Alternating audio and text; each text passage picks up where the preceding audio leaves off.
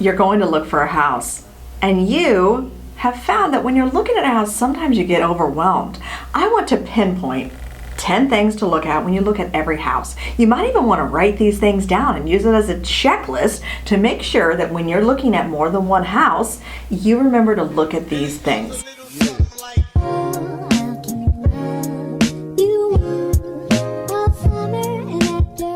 My name is Liz. Welcome to my channel, Liz Brown Realtor Daily. I post a video every Friday and I want you to see the video. So make sure you ring the bell, like and subscribe, and feel free to leave me a comment so I know that you watched the video. And also, people reach out to me every day when they're looking to move to Richmond, Virginia, and they need a little help finding the perfect house. Let's get right to it. Number one, location, location, location. Why does it matter? Here's what I mean by location.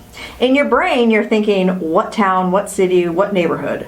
What I really want you to think is all of those things, but once you've narrowed it down, I want you to think, where does the house sit?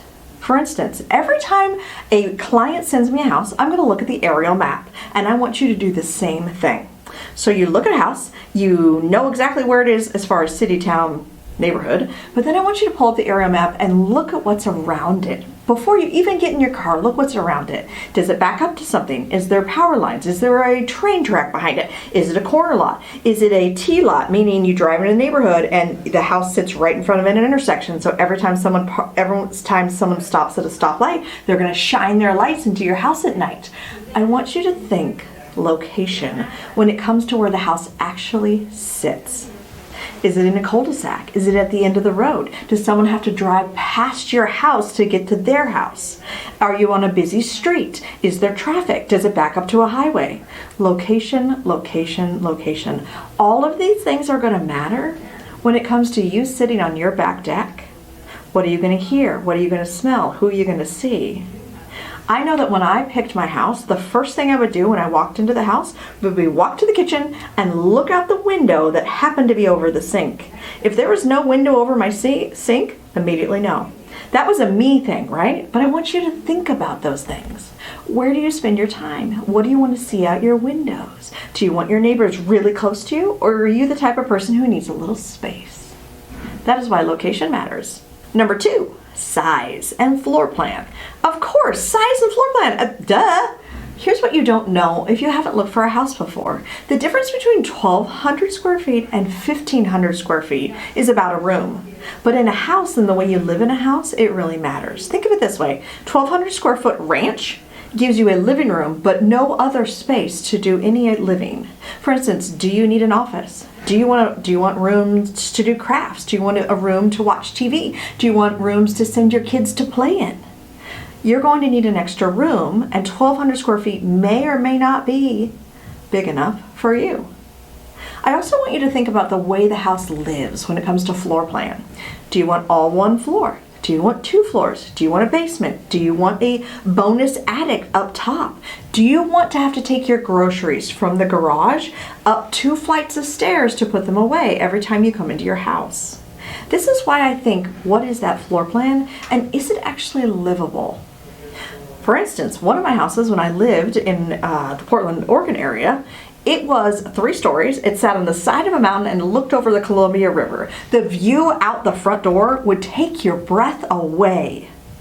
But the take of that was the driveway was straight up, and I almost lost my daughter over the side of it one time. That's a whole nother video.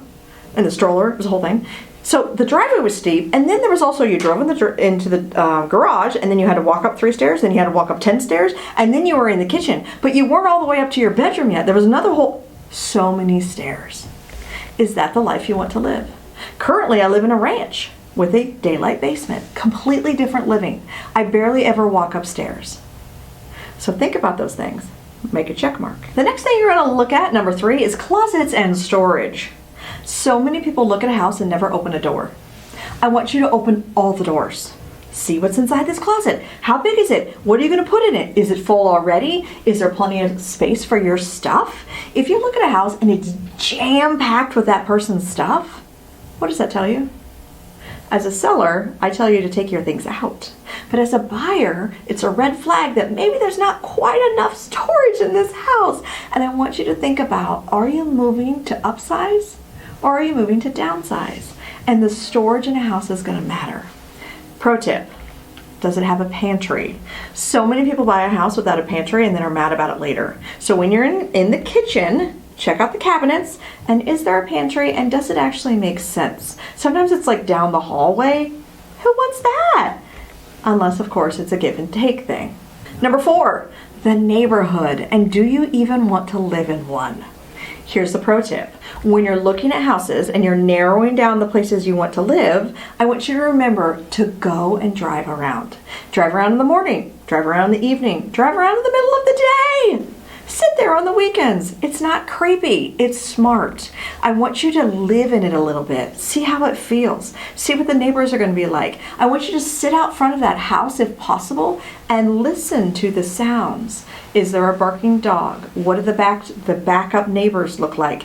What is the smells that are around? These things are going to be really important. And if you only look at that house for 20 to 30 minutes when you have one showing, and then maybe you don't even go to the home inspection, by the time you move into that house, you're going to have questions about why your neighbors do the things that they do.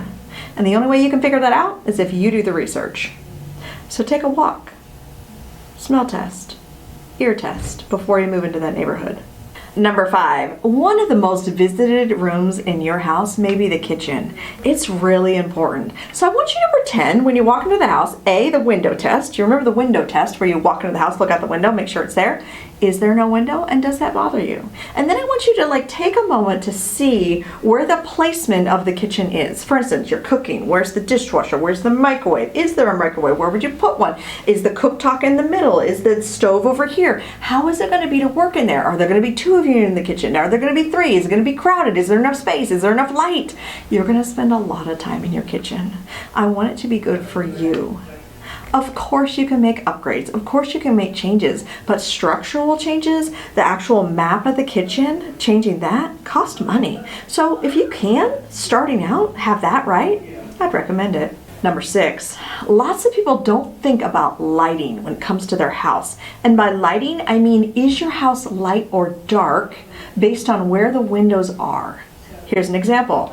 There's a house, and the living room is in the middle of the house, and the windows are on the outsides of the house, so it makes the living room really dark all the time. Even if it's a bright, shiny day, the living room is dark because there's no skylights and there's no direct windows to the living room. Are you going to like that? Think about where the sun rises and sets when it comes to your house. Is the sun going to come up right in the front and then set in the back? Is that going to make it hot or cool? These are things that, again, the 20 minutes you're at the house, you may forget. But if you use this as a checklist, you're going to remember. Number 7 is the number of bedrooms and bathrooms. This one people get real hung up on, in that they want 3 beds, 2 baths, that's it. No wiggle room here. What about if it had 3 bedrooms, 1 full bath, and 2 half baths? And maybe one of the half baths you could put a shower in later because the plumbing was behind the wall. But you never see that perfect house because you won't look at anything that doesn't have 2+ bathrooms.